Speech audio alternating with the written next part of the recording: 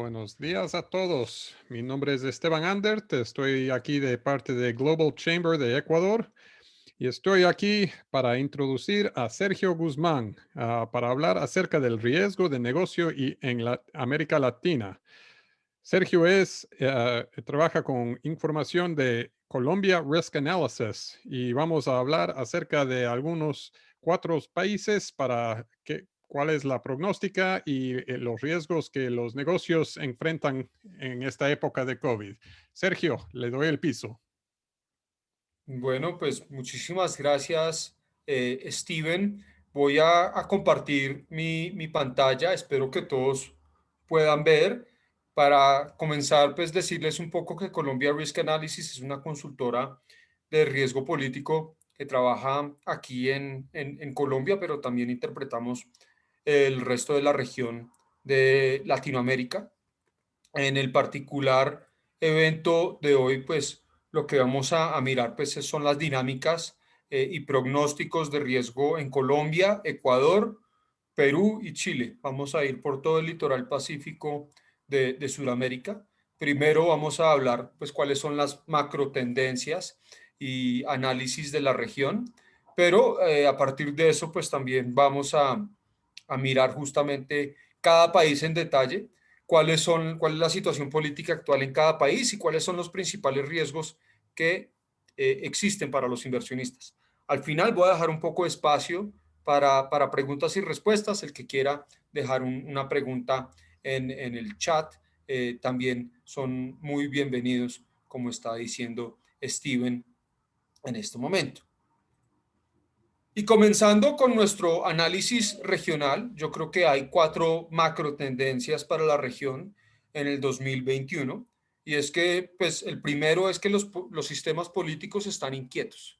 En este momento estamos experimentando, como muchos de ustedes saben, el segundo pico de la pandemia de COVID-19, en donde hay un fuerte sentimiento antisistema, anti-incumbent, o sea, en contra de los gobiernos en oficio, lo cual ha generado una pérdida de confianza del electorado. Es poco probable que gobiernos en oficio logren reelegirse o logren nombrar a un sucesor. Y eso particularmente es importante porque tanto Colombia, Perú, Ecuador y Chile están pasando por un momento preelectoral mucho más latente en Ecuador, en donde el próximo mes habrá una elección presidencial y legislativa, pero también Perú, que tendrá una elección en abril, Chile, que tendrá el voto para el plebiscito constitucional el mismo mes de abril, y Colombia, por así decirlo, es el más afortunado que no tiene una elección este año, sino el año entrante. Pero sería decir una mentira no reconocer que el clima político actual favorece a los movimientos populistas, a las personas que ofrecen soluciones fáciles, que ofrecen, digamos, cambios radicales y que ofrecen cosas rápidas. Eso desafortunadamente es una tendencia que no solo está ocurriendo en Latinoamérica, sino alrededor del mundo. Hay países como Estados Unidos, y luego hablaremos de Estados Unidos, en donde eso acaba de suceder. Ahora, el punto central de la agenda política es la atención que los países le están dando a la pandemia del COVID-19. Porque, por supuesto, si bien en el 2019 veníamos de una ola de protestas enorme en Ecuador, en Chile, en Colombia, en Bolivia, en el 2020 eso se detuvo, excepto en Perú, y hablaremos de Perú ahorita luego, pero en parte los bloqueos, las cuarentenas de coronavirus le quitaron impulso a estos movimientos políticos. Y los gobiernos van a ser juzgados frente a su respuesta a la pandemia, qué tan efectiva ha sido su gestión, no solo ahora como venía siendo en el 2020, de mantener la economía a flote, de trasladar subsidios a las personas, particularmente a los pobres y los más vulnerables para sobrevivir durante la pandemia. Ahora el tema central es vacunas, vacunas, vacunas. ¿Qué tantas vacunas puede conseguir un país? ¿Con qué clase de gestión va a distribuirlas para lograr una inmunidad de rebaño? Y espero que abramos luego la economía. Sin embargo, presumiblemente muchos de los países han perdido en Latinoamérica más de 20 años de progreso que llevaban en empleo, desempleo y demás. Y justamente el 2020 fue un año desastroso para todas las economías de la región, sin excepción. Es probable que el 2021 sea mejor, pero nuevamente eso va a depender justamente en la gestión que tengan los distintos gobiernos para lidiar con la pandemia. Un tercer elemento que nosotros estamos viendo en este momento puede ser preocupante, es el creciente sentimiento antiempresarial. Los sentimientos contrarios a las empresas no ocurren en un vacío. Vemos que con lo que había dicho anteriormente se han perdido más de 20 años en lucha contra la pobreza. Es muy probable que esta imagen de desigualdad de Latinoamérica, todos los países siendo peor que el promedio de la OCDE, vaya a empeorar en 2020 y vaya a empeorar aún más en 2021 si la situación se pone más difícil. Y lo que los ciudadanos de a pie están viendo es que las empresas no están siendo ni flexibles, ni solidarias, ni están poniendo de su lado para ser empáticos, generosos o mostrar una responsabilidad social empresarial, particularmente cuando más se necesita que la clase adinerada de Latinoamérica lo haga. Entonces, este asunto, digamos, genera pues una situación problemática, para ser sincero, con la mayoría de las empresas a nivel latinoamericano, pero justamente aquí es donde muchas empresas se pueden destacar, porque si bien las empresas que se comporten mal pueden ponerse una cruz sobre la espalda, las empresas que se comporten bien también van a ser recompensadas por sus consumidores. Entonces, nosotros en Colombia Risk Analysis lo que decimos es que las empresas deberían apreciar un poco el papel que juegan en mejorar el tejido social y actuar acordemente. Y ya el punto del que muchos quieren hablar justamente son los desafíos geopolíticos que enfrenta Latinoamérica con el cambio de administración en Estados Unidos. Ya todos sabemos que Joe Biden ganó la elección, pero también que el presidente Donald Trump había puesto sobre la mesa una confrontación geopolítica global contra China. Había sido más tenue contra Rusia, uno de sus adversarios más importantes, pero este cruce de eventos está entrando en la gran disputa geopolítica que ocurrirá este siglo, que es el ascenso de China y la inevitable pérdida de influencia de Estados Unidos en algunos lugares.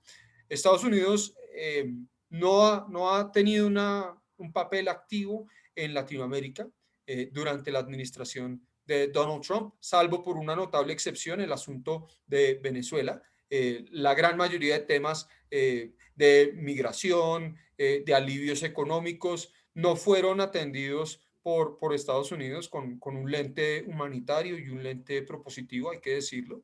Y pues muchos países en esa instancia, pues sabían que dependían de Estados Unidos o tienen una relación de defensa simbiótica con Estados Unidos, pero que también necesitan inversión de China. Entonces, muchos países no tomaron una decisión, me voy por China o me voy por Estados Unidos, pero yo creo que en la próxima década esa va a ser una de las decisiones fundamentales. Y China lo que está tratando de hacer es generar y expandir sus lazos económicos con los distintos países a través de lo que todos conocemos como la hoja de la ruta y la franja.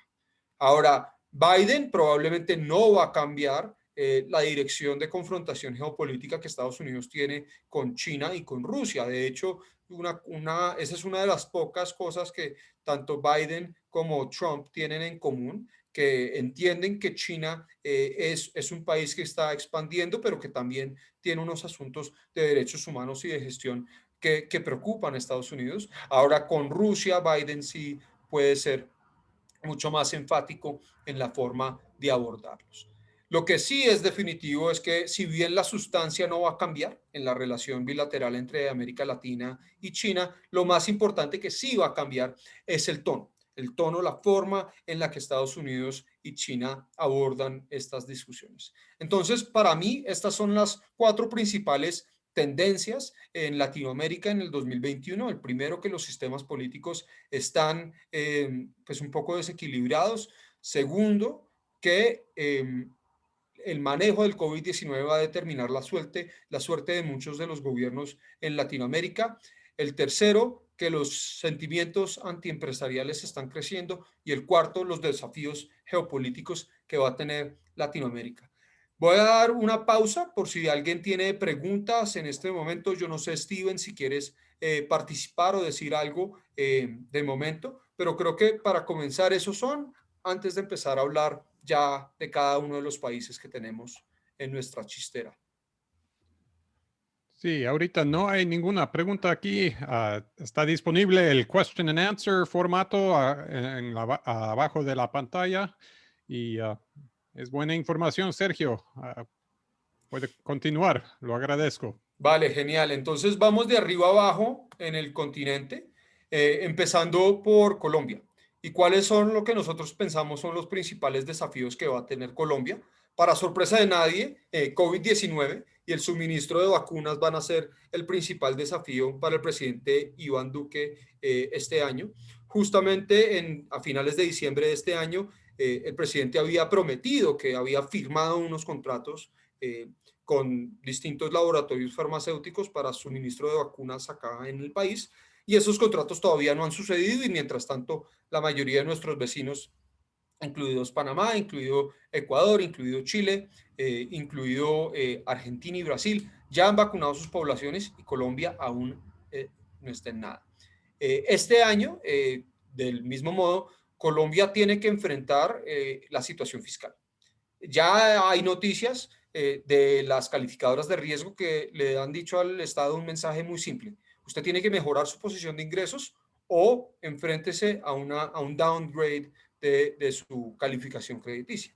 Y Colombia está en este momento, les recuerdo, un nivel por encima del nivel de inversión. Es decir, un downgrade afectaría a todos los fondos institucionales que tienen inversiones en Colombia por las cláusulas que existen de no invertir en países que no tengan calificación de grado de inversión. Al mismo tiempo, el asunto principal es justamente qué opción toma el gobierno. Tiene dos opciones. La primera y la más difícil es llevar al Congreso una reforma tributaria que busque estabilizar un poco los impuestos que le cobra tanto a las personas como a las empresas, como ha sido el plan del gobierno desde que inició, reducir impuestos empresariales para que Colombia sea más competitivo en comparación con otros países e incrementar los impuestos individuales. Pero para sorpresa de nadie, no es popular incrementar los impuestos, particularmente a la luz de las elecciones presidenciales que se vienen en el 2022. La opción B, que es la más relativamente más fácil para el gobierno, es una venta o enajenación de activos estatales. Hoy salió la noticia que Ecopetrol, la compañía estatal de Colombia, está ofreciendo comprar la participación estatal en ISA, y Ecopetrol sí tiene la liquidez para hacer una operación de este tamaño y eso podría, digamos, tapar el hueco fiscal, aunque todavía Colombia permanecería con una muy difícil situación fiscal, sea para el 2021 o para el 2022 o para el 2023. Entonces, este apuro es algo de lo que continuaremos hablando en el futuro. Para sorpresa de nadie, aunque la campaña presidencial oficialmente arranca en noviembre de este año, ya se está hablando de candidatos, ya se está hablando de precandidatos, ya estamos empezando a tener sondeos de opinión, de los primeros sondeos de opinión, y el presidente Duque naturalmente quiere ver que su proyecto político llegue a buen puerto y que sea continuado por un sucesor. Pero como les había venido diciendo, los sistemas políticos están en este momento un poco inquietos y haciendo pues más difícil que el presidente Duque logre asegurar un sucesor. El cuarto riesgo, vamos por la mitad para Colombia, pero ya vamos a hablar de los demás países, y este es un riesgo general para la región también, cabe decir, pero para Colombia especialmente, es cómo mitigar los riesgos del cambio climático. El 2020 vio un número de desastres importantes, en particular el coletazo del huracán Iota y el huracán Eta, que generaron pues, unos problemas muy importantes, no solo en la isla de San Andrés y Providencia, donde ocurrió lo principal, sino también en lugares como Bolívar, en lugares como Chocó, en donde las inundaciones dejaron a muchas personas sin hogar. Y justamente cómo mitigar esto, cómo tener planes de riesgo, planes de contingencia y alivios estatales para eventos futuros va a ser un tema, pero también frente a la administración de Joe Biden, el asunto va a ser cómo Colombia lucha contra la deforestación, promueve la transición energética e implementa el Acuerdo de París al que firmó y ratifica el Acuerdo de Escazú. Y eso, digamos, todavía está por verse qué sucede en el Congreso este año. El número 5, navegar los retos de la política exterior. Como les venía diciendo, Colombia está justamente entre Estados Unidos y China, porque China sí se ha mostrado muy interesado en absorber activos estatales colombianos, en absorber empresas y en licitar por proyectos enormes, como es el Metro de Bogotá, como lo es el Regiotram de la Sabana de Bogotá, como es la mina de Buriticá, etcétera, etcétera, etcétera. Entonces, cómo Colombia navega esta complicada situación va a ser uno de los temas que vamos a estar viendo y que vamos a estar siguiendo pues con mucho detenimiento. Y finalmente, no puedo dejar de mencionar que en el 2016 Colombia firmó un acuerdo de paz que si bien muchas personas no estuvieron de acuerdo con ese acuerdo de paz, continúa siendo algo, un compromiso que el Estado colombiano adquirió y desde que se firmó ese acuerdo de paz, la situación de seguridad en algunas zonas rurales se ha venido deteriorando. Los vacíos de poder han estado ensanchándose y los grupos criminales han estado volviéndose más partícipes tanto de los procesos políticos como de la seguridad en estos lugares, de una forma que afecta negativamente el asunto. Al mismo tiempo, la situación de narcotráfico está continuando una tendencia muy preocupante, entonces el tema de seguridad pues no va a ser sencillo en el 2021. Pero esos son, digamos, el panorama general, pero para los inversionistas, unos asuntos que yo creo que impulsan los riesgos políticos que las empresas deben enfrentar en Colombia son varios. El primero, la corrupción a nivel local. Mañana justamente Transparencia Internacional va a sacar un reporte en donde habla de justamente de que Colombia desafortunadamente es uno de los países más corruptos a nivel latinoamericano y esto afecta el entorno de negocios en todo el país, pero particularmente en las zonas rurales. Hay una diferencia muy clara entre hacer negocios en Bogotá, en donde me encuentro en este momento, y hacer negocios en, no sé, Cartagena del Chairá o hacer negocios en San José del Guaviare. Son dos entornos distintos. Entonces las empresas no pueden tomarse por sentado lo que diga un índice de transparencia internacional para asumir que la situación está desbordada o fuera de control. Lo mismo aplica para Ecuador y para Perú, de los que hablaremos luego. En términos de riesgos legales y licencia para operar, particularmente para las empresas mineras, este ha sido un asunto muy difícil de franquear. Hay que ser claros, la Constitución colombiana es muy permisiva en cuanto a los derechos que otorga a las comunidades y las comunidades no han sido reacias a aprovecharlos y llevar los casos hasta su conclusión en la Corte Suprema de Justicia. También hay mucha resistencia a proyectos mineros por parte tanto de comunidades locales como de intereses agroindustriales que ocurren en las distintas zonas.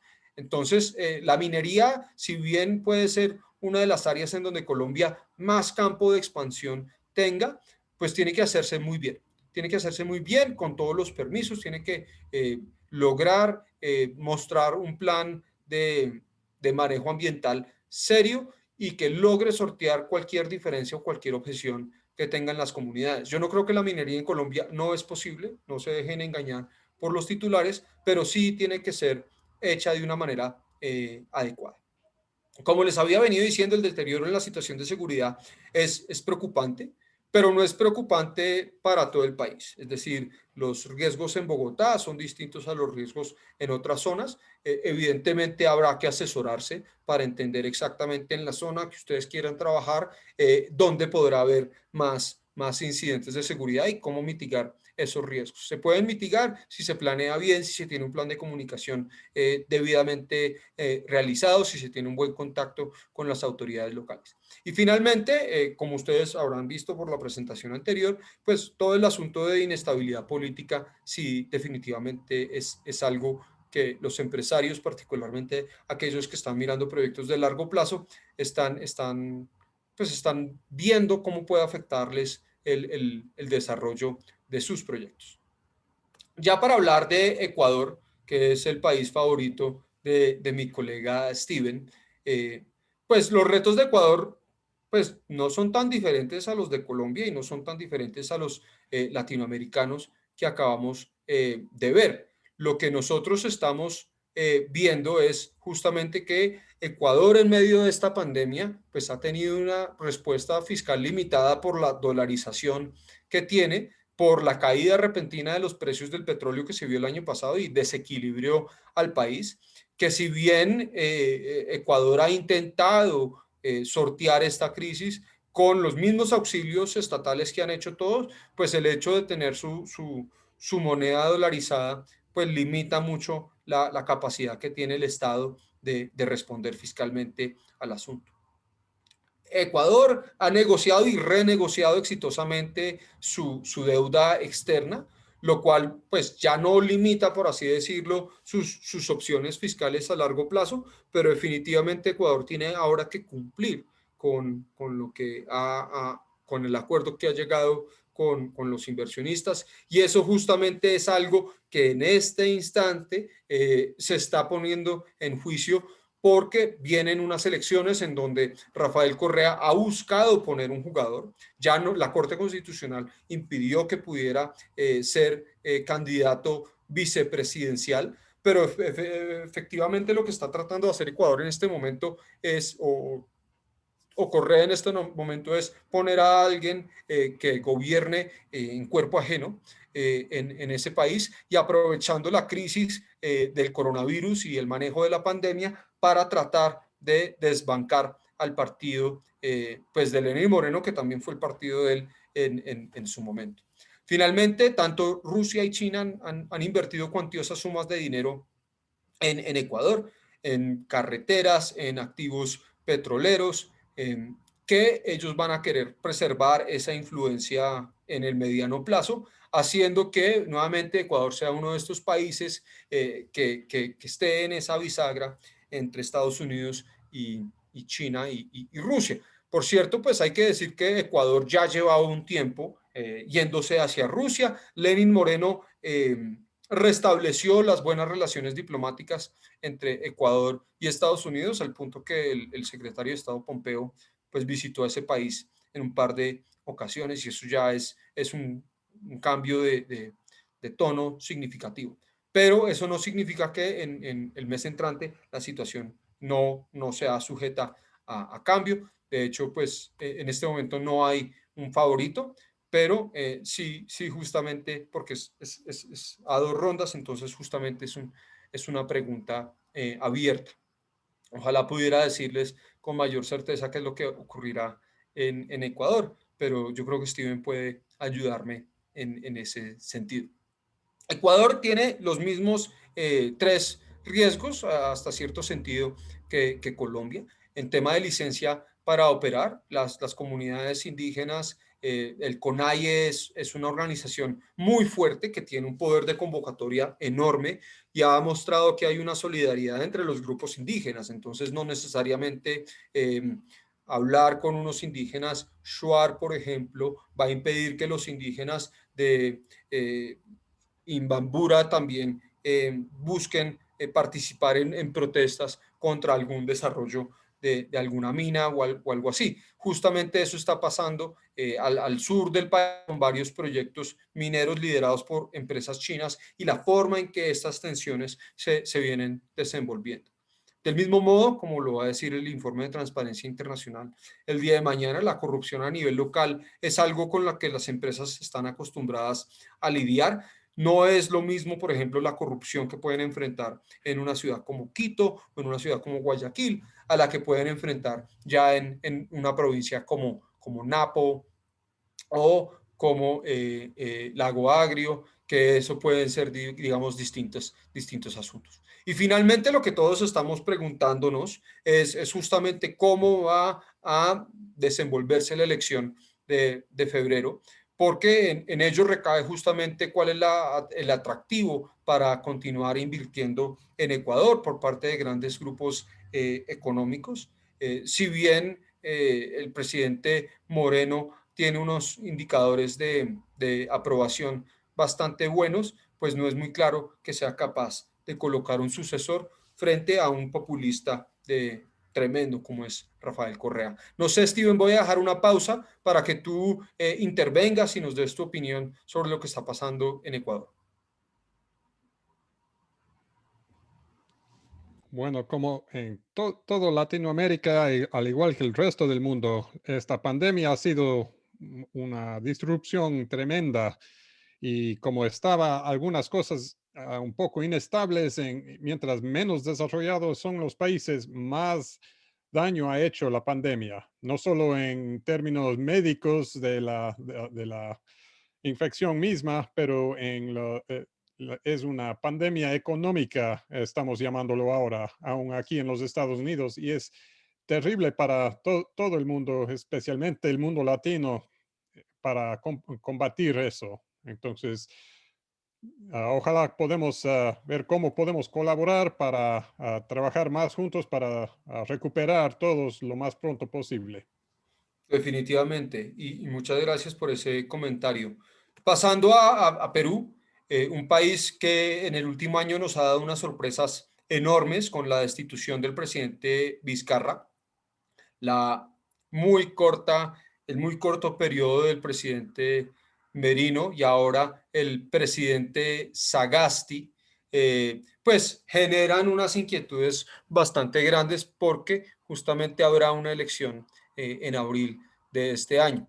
Si todo depende justamente de cuál es la relación entre el Ejecutivo y el Legislativo, porque necesita el presidente entrante poder tener gobernabilidad para continuar con las reformas anticorrupción que hay pendientes en ese país. Ya vimos que Vizcarra es uno de los políticos más populares históricamente en el Perú y muchos peruanos consideran que fue injustamente destituido por el Congreso cuando declaró la vacancia moral. Entonces, la pregunta es, ¿cómo va a influir Vizcarra de aquí para adelante en la presidencia de ese país, en donde también los expresidentes han figurado como unos de los principales determinadores de la suerte política del país? Hay una enorme ira hacia la clase política en particular frente a los temas de corrupción. También valga decir que una de las candidatas a la próxima elección es nuevamente la hija del exdictador peruano Keiko Fujimori, quien es hija de Alberto Fujimori y quien ha sido apresada por asuntos de corrupción. Entonces, muchos ciudadanos de a pie se muestran muy molestos que personas de ese país con, con, con unos casos de corrupción bastante fuerte en contra, continúen buscando determinar la suerte política de Perú. En este momento, pues viendo como la crisis del COVID ha hecho que Perú esté en una situación pues bastante grave. Justamente esta semana se vienen unas de las cuarentenas más fuertes que ese país ha experimentado porque Perú es uno de los países con la mayor mortalidad en el mundo. Pues estamos viendo justamente cómo eso puede afectar o influir en la intención de voto de las personas y justamente que Perú, pues si bien bajo la ministra de Hacienda anterior o la ministra de Finanzas anterior, pues logró un acuerdo con la comunidad financiera internacional para financiar su actividad hacia adelante. Lo que vemos es que las elecciones anticipadas que van a ocurrir en abril. Ningún candidato va por encima del 20% en la intención de voto, pero justamente Keiko Fujimori y Ollanta Humala, que también fue un expresidente, tienen una tasa de rechazo por encima del 70%. Es decir, yo creo que uno de los fenómenos que vamos a ver, y nuevamente Perú es un país que tiene dos rondas electorales, es primero que ningún candidato va a lograr ganar en primera vuelta, pero segundo que en segunda vuelta muchos peruanos van a votar en contra de, no a favor de algún programa de gobierno en particular, lo cual va a dotar de poca gobernabilidad al gobierno entrante, porque es muy probable que el Congreso continúe su fraccionamiento y continúe el fraccionamiento que tiene actualmente. Como ustedes esperarán, por lo que vengo diciendo, pues los temas de corrupción y licencia para operar e inestabilidad política son una constante en Perú en este momento. La corrupción es un asunto que ese país está tomando muy en serio, pero que justamente los casos de corrupción han llegado a involucrar a personas de muy alto nivel. En soborno para facilitar contratación pública y otros tipos de corrupción a nivel nacional. Entonces esto genera una preocupación enorme entre los ciudadanos y también entre las empresas que busquen invertir en Perú. De cierto modo, Perú es un país un poco atípico porque gran parte de su población se concentra en el distrito de Lima y Miraflores, pero en las zonas en donde existe minería y proyectos de gas también hay una enorme oposición de los grupos indígenas y de los grupos campesinos a estos proyectos y muchos de los ciudadanos están dispuestos a protestar de una forma bastante aireada, eh, que impide en algunos casos trabajar. Algunas empresas también enfrentan unos sindicatos bastante fuertes. A pesar de eso, digamos, Perú en el 2020-2021 está bien posicionado porque se espera que este año la demanda de China y Asia en particular continúe su ascendiente, lo cual sugiere un buen augurio para los precios del cobre a nivel mundial, ya que China es el principal comprador de cobre, pero también Perú busca expandir hacia otros productos como alimentos hacia Asia. Entonces el pivote de Perú hacia Asia es muy claro y hay que ver justamente cómo los mercados de Asia rebotan y pueden darle un poco más de vida a ese país. Sin embargo, como habíamos visto, pues hay un alto grado de incertidumbre sobre la situación política y los candidatos que favorecen, digamos, agendas que son menos populistas no parecen ser los preferidos por la población. Veo que hay una pregunta, ¿no? Bueno. No sé si Julián tenía algo para comentar. Pensaba que sí, pero dice que no en el chat. Bueno, bueno, muy bien. Y vamos a finalizar con Chile, que quizás es el país de mostrar en Latinoamérica, pero que también ha sido un país que ha enfrentado enormes problemas. Voy a llegar a la pregunta de arriba porque sí me parece relevante contestar cómo la situación política de Perú y hasta cierto punto de Chile va a influir lo que sucede en Colombia y en otros países este año. Primero, hablar justamente sobre Chile, en donde pues este año va a haber una elección a la Asamblea Constitucional. El presidente Sebastián Piñera es percibido de estar muy desconectado de la opinión pública, tanto así que las protestas que hubo en 2019 pues generaron un movimiento para sustituir o para cambiar totalmente la constitución de 1981, que fue la que había pasado Augusto Pinochet, quien fue dictador en ese país. Y la próxima votación en abril, pues justamente nos dará luces sobre cuál es la composición de esa Asamblea Nacional Constituyente, lo cual también nos podrá orientar un poco hacia qué dirección va a tomar Chile.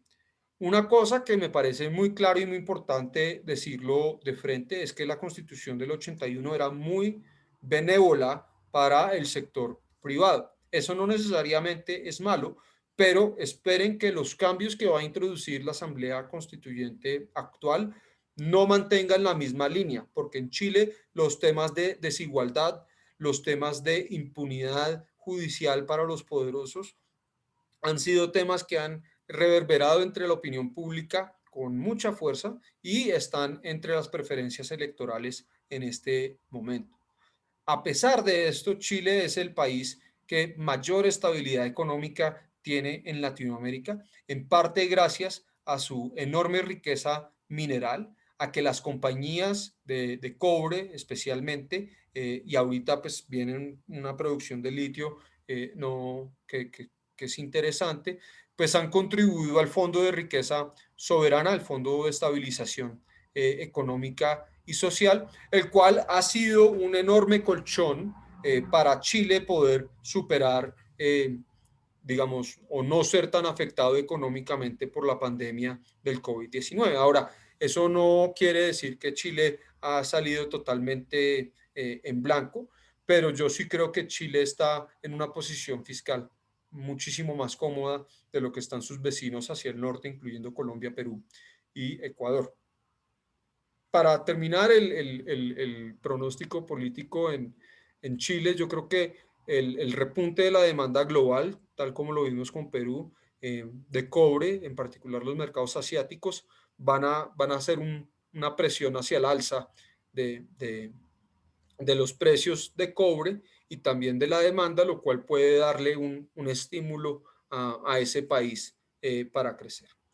Y finalmente, yo creo que las tres preocupaciones más importantes, hay que mencionar justamente que Perú es uno de los lugares en donde más licencia para operar hay, a pesar de que hay descontentos entre la comunidad mapuche, particularmente con algunos proyectos, y que también hay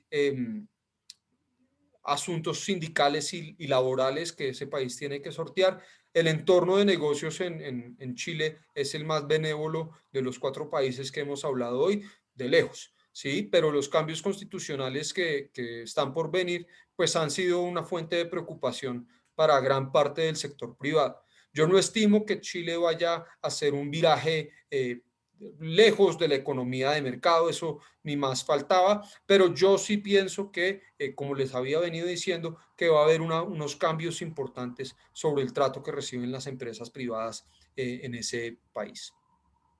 La debilidad eh, del señor Piñera como presidente y su desconexión aparente con el ciudadano a pie, pues sí puede darle pues un punto de partida a un opositor con algún tipo de vertiente populista que pueda darnos una sorpresa en las elecciones de noviembre, pero aún hay bastante tiempo. Entonces, el asunto principal en Chile que vamos a ver este año es justamente la inestabilidad política. Y hasta cierto punto, tanto lo que sucede en Chile como lo que sucede en Perú, para dar una respuesta a la pregunta, van a influir sobre la estabilidad política de Colombia. Y yo creo justamente que los movimientos de protesta de Colombia van a estar pendientes de no solo cuáles son las peticiones de los manifestantes o quienes protestan en Perú, sino los resultados, qué tanto están cediendo los gobiernos, cómo se están acomodando los gobiernos a estas solicitudes de la población y cómo justamente deberían en momentos de COVID generarse estas manifestaciones. Yo creo que es muy factible que en Colombia en el 2020 haya protestas, como las vimos al final, en el 2021 haya protestas, como las vimos al final de 2020, en septiembre para ser exactos, con la muerte de Javier Ordóñez a manos de patrulleros de la policía. Lo que estamos mirando y lo que estamos observando es justamente cuál es el detonante, va a ser el evento que va a hacer que la gente salga a la calle a protestar. Y yo creo que estamos en una situación de, como llaman los periodistas, una tensa calma entre la ciudadanía, porque hay un desempleo que crece, hay una situación de pobreza mayor que la que había hace un año y el gobierno no está dando ese, o no está logrando hacer que las vacunas lleguen a tiempo para revertir esa tendencia de negativismo que está circulando en el aire en Colombia.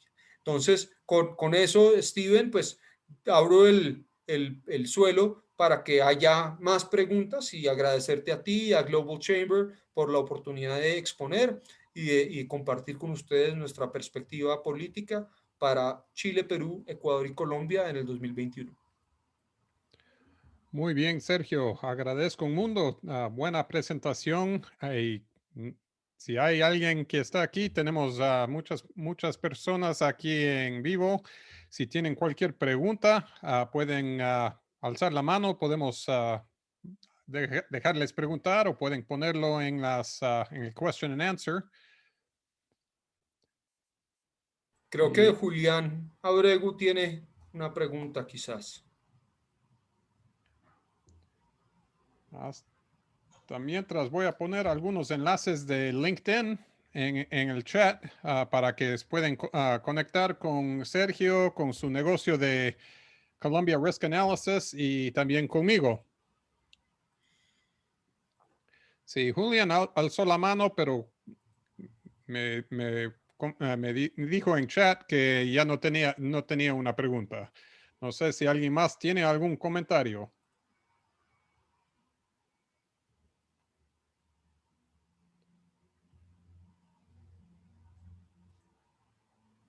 Hay otra pregunta. Daniela está preguntando que si la tecnología 5G puede ser un factor de desestabilización en la región, ¿qué tanto puede tensionar las relaciones con Estados Unidos y China? Sí, Daniela, definitivamente, como venía conversando, Estados Unidos tiene un interés en no permitir que China sea quien invierta o obtenga las licitaciones 5G que van a sacar muchos países, ya sea en el 2021 o hacia adelante. Yo creo que Estados Unidos quiere asegurarse que un operador occidental sea más preferido por los gobiernos latinoamericanos, sino un veto a los operadores chinos, los cuales consideran hostiles para sus intereses comerciales y de seguridad en la región. Yo creo que esto sí va a ser un tema indudablemente. Aquí me preguntan sobre Carlos Holmes Trujillo, eh, el ministro de Defensa que murió el día de ayer. Yo creo que justamente Holmes Trujillo era uno de los representantes del Centro Democrático que más chances tenía de hacerse con la candidatura de ese partido a las elecciones del 2022, pero tampoco creo y no creemos que el Centro Democrático iba a lograr poner un sucesor, tanto por las bajas tasas de aprobación del presidente Duque, como también la situación de pobreza y desigualdad que existe, sumado a eso la potencial reforma tributaria que va a haber, debido a que el 2021 no pinta muy bien económicamente, por así decirlo tampoco. Entonces, la muerte de Holmes Trujillo, creo que pues, electoralmente cambia un poco el panorama para el Partido Centro Democrático, pero no creo que tenga un efecto para el panorama electoral general en Colombia. También pregunta sobre las tendencias en términos de descontento social en el continente, a qué se debe y qué factores en ciertos países debemos esperar. Creo que respondí esto cuando estaba hablando. Yo creo que la tendencia generalizada es que la gente quiere protestar, pero no, o sea, necesita que haya un detonante suficientemente fuerte para, en medio de una pandemia, impulsarlos a salir. Ya vimos, por ejemplo, que en Colombia el año pasado fue el asunto de Javier Ordóñez, en Perú fue toda la destitución de Vizcarra, en Argentina no fue una protesta, yo creo que fue más una celebración, el tema del voto del Senado sobre el aborto. Brasil yo creo que espera unas protestas bastante fuertes este año, particularmente antes de la elección presidencial que se viene el año entrante. Entonces, evidentemente, este ambiente pues no ayuda justamente a que se den las cosas. Yo creo que China y Latinoamérica, nuevamente, un colega anónimo está preguntando qué va a pasar entre las relaciones Estados Unidos y China para el 2021 y qué coletazo espera Latinoamérica. Yo creo que, pues primero Estados Unidos arrancó con una agenda más que todo doméstica, no una agenda tan internacional, debido a lo ocurrido el 6 de enero en el Capitolio de ese país.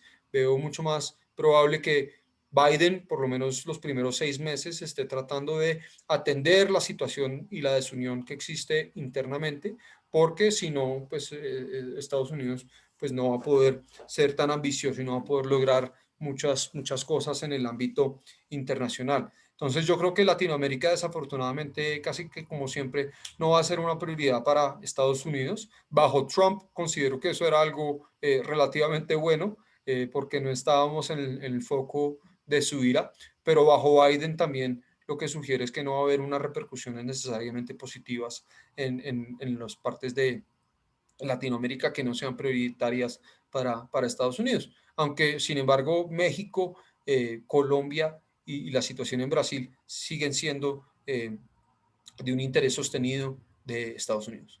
Y finalmente, yo creo que esta es la última pregunta que vamos a responder, Steven, es justamente cuál es la agenda legislativa del gobierno de Duque y cómo puede afectar las elecciones en el 2022.